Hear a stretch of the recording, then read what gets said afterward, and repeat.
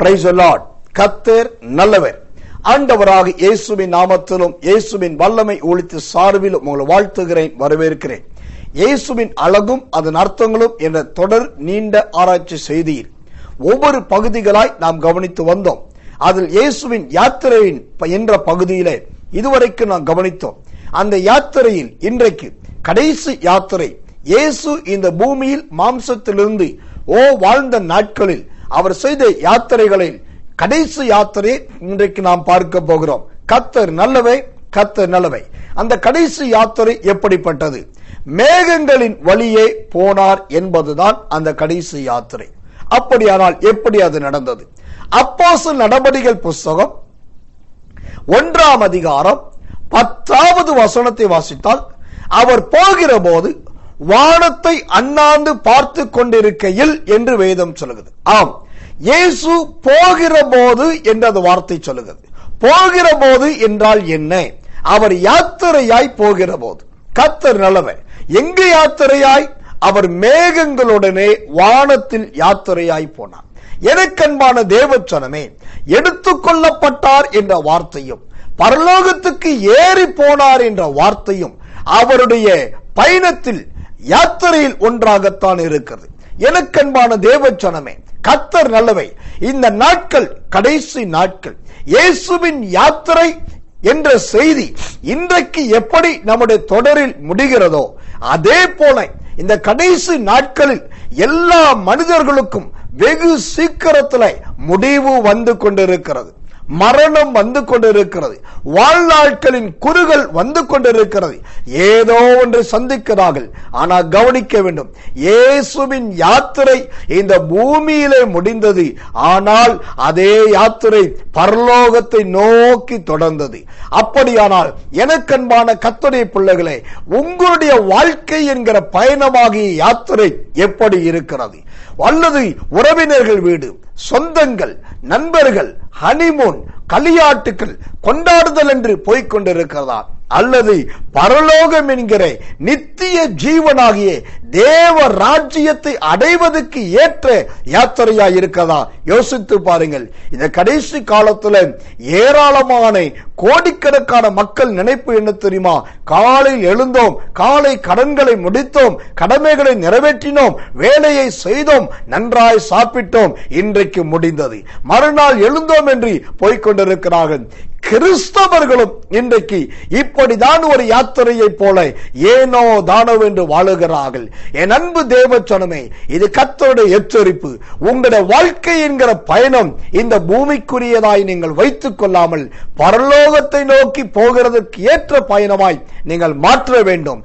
இயேசு இந்த பூமியிலே 33.5 ஆண்டுகள் வாழ்ந்தார், வளர்ந்தார், நடந்தார், தெரிந்தார், யாத்திரை பண்ணினார். ஆனால் கடைசியாய் அவர் மேகங்களுடனே தன் யாத்திரையை வைக்கும் போது அது முடிவுக்குரியதல்ல, அது பரலோகத்தை நோக்கினதாக இருந்தது. இது நமக்கு வைக்கிற ஒரு சவால். அந்த சவாலின்படி நாம் வாழ வேண்டும். கர்த்தர் நல்லவே, கர்த்தர் நல்லவர். மேகங்களுடனே அவர் போகும்போது அவர் மேகங்கள் வழியாய் எப்படி போனார்? அப்போஸ்தலர் நடபடிகள் புஸ்தகம் 1ஆம் அதிகாரம் 9வது வசனம் சொல்லுகிறது, அவர் உயர எடுத்துக் கொள்ளப்பட்டார். எவ்வளவு உன்னதமான அனுபவம் பாருங்க. மெய்யான ஒரு பரிசுத்தவான், மெய்யான பரிசுத்தவாட்டி, உண்மையான விசுவாசிகள் எந்த நேரம் மரித்தாலும் அவர்கள் ஆத்துமா, அவர்கள் ஆவி தன்னை தந்த தேவனை நோக்கி உயர போகும். அது தாழ்ந்து போகாது, கீழே போகாது. கர்த்தர் கேட்கிறார், உங்கள் ஆத்துமா உயர எடுத்துக்கொள்ளப்படக்கூடிய அளவுக்கு தகுதி உள்ளதா இருக்கிறதா? பரலோக யாத்திரைக்கு நீங்கள் ஆயத்தமா இருக்கிறீர்களா என்று கர்த்தர் கேட்கிறார். கர்த்தர் நல்லவன். இயேசு மேகங்கள் வழியாய் எடுத்துக்கொள்ளப்படும் போது அவராக ஓடி போகவில்லை. வேதம் சொல்லுகிறது, தேவனுடைய தூதர்கள் வந்து அவரை அழைத்து கொண்டு போனார்கள். இது மகிமைக்குட்பட்ட ஒரு யாத்திரை. அன்பான தேவ பிள்ளைகளே, பூமியிலே கர்த்தர் நமக்காக தூதர்களை கொடுத்தது இருப்பது உண்மை, அதை நாம் பயன்படுத்தாமல் இருப்பது அதிலும் உண்மை. ஆனால் நாம் மரித்து அல்லது கர்த்தருடைய வருகை வரும்போது நாம் போகும்போது அந்த தூதர்கள் தான் அழைத்து செல்ல ஆயத்தமாயிருக்கிறார்கள். அந்த தூதர்கள் தான் கர்த்தர் நல்லவே நம்மை கொண்டு போய் ஆயத்தமாயிருக்கிறார்கள்.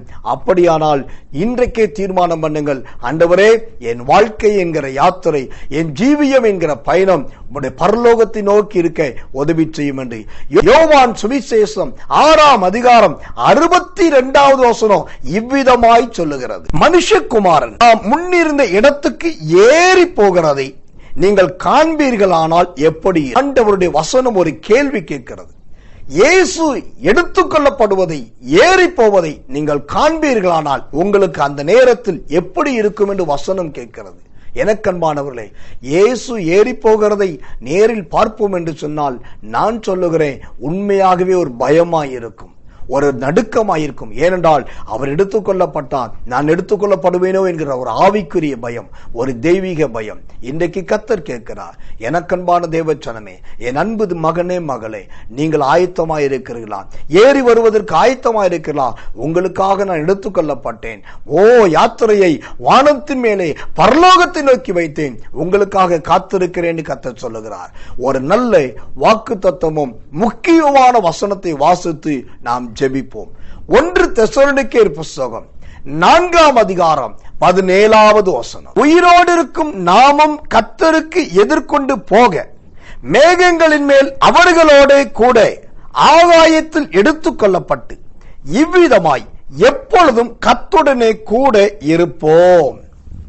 கர்த்தர் நல்லவர். கவனியுங்கள், இயேசு மாத்திரம் மேகங்களுடன் எடுத்துக்கொள்ளப்படவில்லை, யாத்திரையை வைத்துக் கொள்ளவில்லை. நமக்கும் ஒரு சந்தர்ப்பத்தை, நமக்கும் ஒரு நாளை, நமக்கும் ஒரு பாக்கியத்தை வைத்திருக்கிறார். ஒரு நாள் மேகங்களுடன் எடுத்துக்கொள்ளப்பட வேண்டும் என்று. ஆனால் அதற்கு உங்கள் பரிசுத்த ஜீவியம் முக்கியம், எப்போது ஜெபத்தில் இருப்பது முக்கியம், பரலோகத்தை நோக்க தரிசனமும் அந்த சிந்தையும் முக்கியம். அப்படி இருக்கும் என்று சொன்னால் உங்கள் பயணம் பரலோகத்தை நோக்கி இருக்கும். ஒன்று இயேசு கிறிஸ்துவின் வருகை அல்லது உங்களுடைய மரணம், அது இயேசுவை சந்திக்கிறதா இருக்கும். அதற்கு ஆயத்தப்படுங்கள். இனி காலம் செல்லாது, இனி நாட்கள் போகாது. அசதியாயிராமல் ஜாக்கிரதையாயிருங்கள். உங்கள் யாத்திரை பரலோகத்தை நோக்கி இருக்கட்டும் என்று நான் உங்களை ஆசீர்வதிக்கிறேன். நாம் ஜெபிப்போம். எங்கள் அன்புள்ள நல்ல பரமபிதாவே, குமாரனாகிய இயேசுவின் நாமத்தில் நாங்கள் ஜெபிக்கிறோம். உம்முடைய யாத்திரையின் பல பகுதிகளில் இன்றைக்கு கடைசி யாத்திரையை குறித்து மேகங்களுடன் பரலோகத்தை நோக்கி யாத்திரையை பண்ணினீர் என்று நாங்கள் வாசிக்கிறோம். ஆமாண்டவரே, உம்மை போல நாங்களும் எங்கள் வாழ்க்கை என்கிற யாத்திரையை பரலோகத்துக்கு நேராய் நடத்த உதவி செய்யும். இந்த உலகத்தின் தேவைக்காகவும் உலகத்தின் சிற்றின்பத்துக்காகவும் ஆண்டவரே எங்கள் சுயத்துக்காகவும் எங்கள் பயணத்தை வைக்காமல் அது பரலோகத்தை நோக்கி இருக்க உதவி செய்யும். உம்மை போல நாங்களும் எடுத்துக்கொள்ளப்பட, உம்மை போல மேகங்களின் வழியே கடந்து வர கர்த்தர் உதவி செய்வீராக. நீர் அந்த கிருபை தருகிறதுக்காக சொல்கிறோம். உன் வருகைக்கு ஆயத்தப்படாதே, தகுதி இல்லாதே ஆண்டவரே, அந்த சிந்தை இல்லாதே இந்த செய்தியை கேட்கிற ஜெபிக்கிற யாவருக்கும் அந்த தெய்வீக பயம் வருவதாக, உன் வருகை குறித்த தெய்வீகத்துவம் தொடுவதாக. இப்பொழுதே உன் வல்லமையும் உன் வார்த்தையும் இவளை சந்தித்ததற்காக ஸ்தோத்திரம். இயேசுவின் நாமத்தில் ஜெபிக்கிறோம் நல்ல பிதாவே. ஆமேன், ஆமேன், ஆமேன்.